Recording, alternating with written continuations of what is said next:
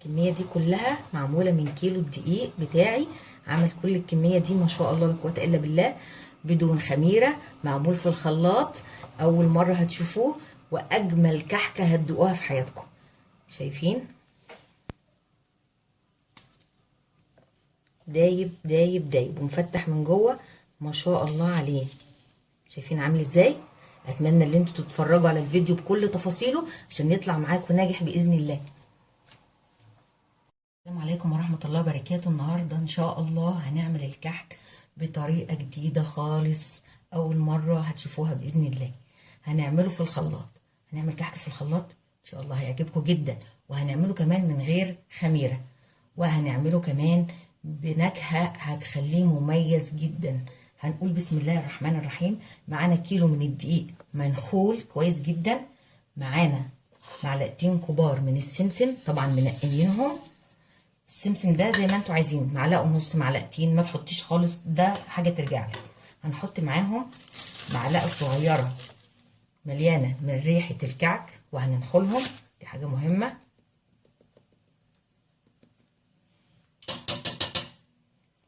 طيب احنا مش هنحط خميره، هنحط ايه؟ هنحط بيكنج باودر. هنحط معلقه كبيره من البيكنج باودر وكمان هننخلها، دي حاجه مهمه قوي. انا معايراها هي معلقه، بالمعلقه الكبيره دي يا جماعه، او كيس بيكنج باودر هيكون يعني اقل شويه حاجه كده. بسم الله. وهننخل معلقه كبيره من البيكنج باودر، معلقه صغيره من ريحه الكعك. ما تزوديش ريحه الكعك عشان بتعمل مراره في الكحك. دي كده المكونات الجافه بتاعتي. وحطينا طبعا السمسم، السمسم حسب رغبتك، كتير قليل براحتك. هنبدا نخلط الحاجات الجافه دي مع بعضها كده، نقول بسم الله.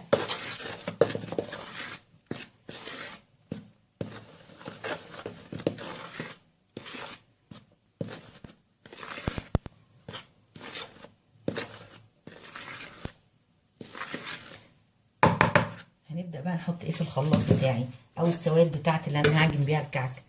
هنقول بسم الله الرحمن الرحيم. معايا كوبايه من اللبن، الكوبايه دي السعه بتاعتها 250 مللي من السوائل.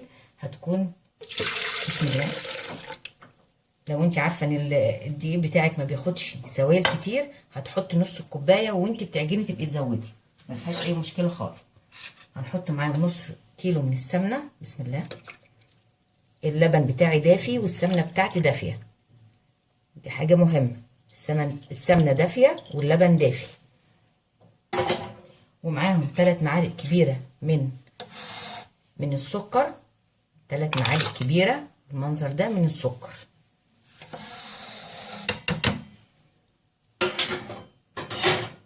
وربع معلقه صغيره من الملح، ربع معلقه صغيره من الملح. مع ايه الاضافه بقى اللي احنا هنخلي الريحه بتاعتنا مميزه؟ هنقول الاسانس بتاع السمنه البلدي. اسانس السمنه البلدي ده بيدي نكهه اكنك حاطه سمنه عجناه بالظبط بالسمنه البلدي. مش هنحط الازازه دي ب5 جنيه من عند العطار، احنا مش هنحط الازازه كلها، هنحط بس شويه منها. خلوا بالكم معايا هنحط قد ايه. بسم الله. هنقول حطينا نص الازازه، هنحط نص الازازه الصغيره دي بس من اسانس السمنه البلدي.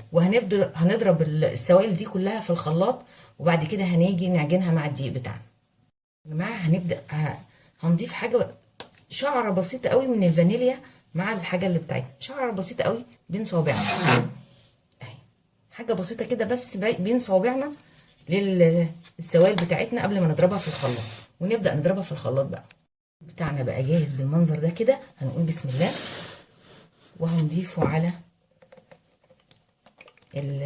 الدقيق بتاعي بالحاجه اللي احنا حاطينها. هننزله كله بسم الله.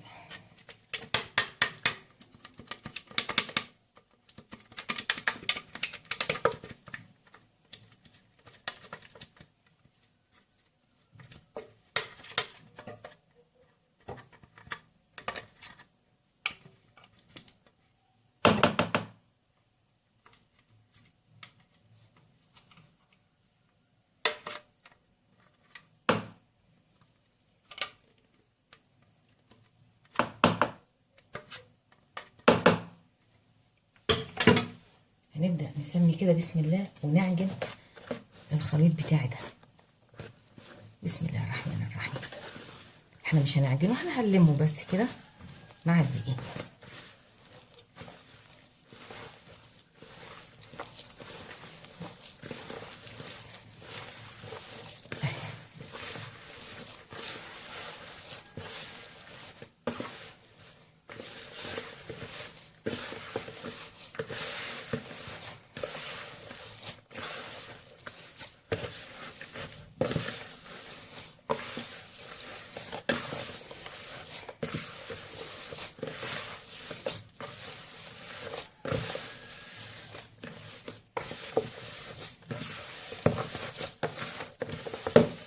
العجينه بتاعتي ما شاء الله القوام بتاعها ممتاز، مش هتحتاج ولا لبن ولا اي حاجه بعد كده. هننزلها بس من الطبق عشان تشوفوها.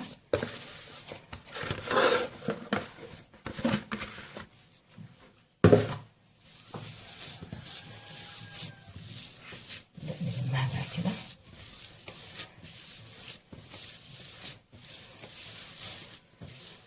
وهنعجنها، هي مش هتحتاج معانا حاجه، وهنعمل الاختبار برضو بتاعها، هي تبقى محتاجه سائل ولا لا مع بعض.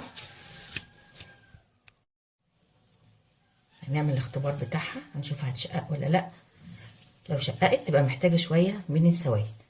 شققت معايا اهي، يبقى هنحط لها شويه لبن كمان او شويه ميه. تقدري تعجني اصلا من الاول بالميه مش باللبن، مفيهاش اي مشكله خالص. ونحطها بالراحه كده ونلم بيها العجينه.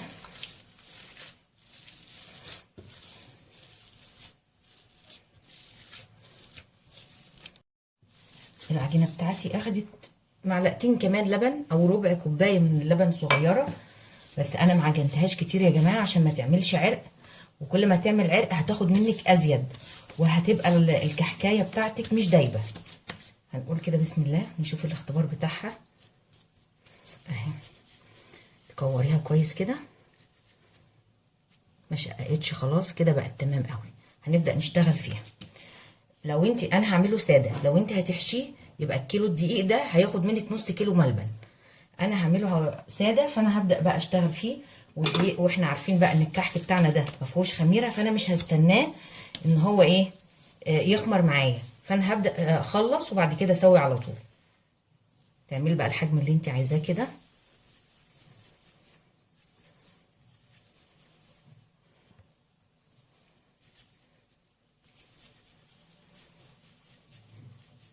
كوريها كويس قوي.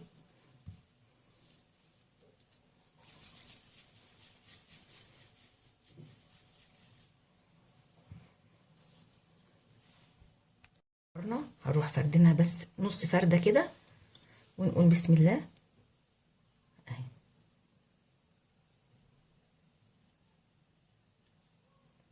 شكليها بقى زي ما انت عايزه.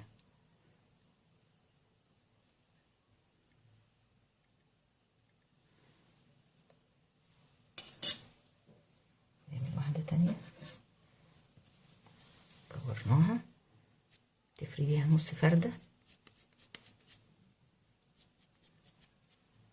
تقدري تحشيها مكسرات، اي نوع مكسرات عندك هتكسريها بس كده نص تكسيره. بسم الله. وتبداي ايه تحشيها برضو بدل الملبن، ممكن تحشيها عجوه اللي يعجبك بقى.